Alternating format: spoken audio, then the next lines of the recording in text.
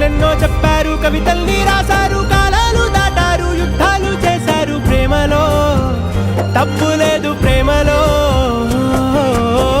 వేల వేల వెన్నెలంత మీద వాలి వెలుగునంత మోయమంటే నేను ఎంత రే.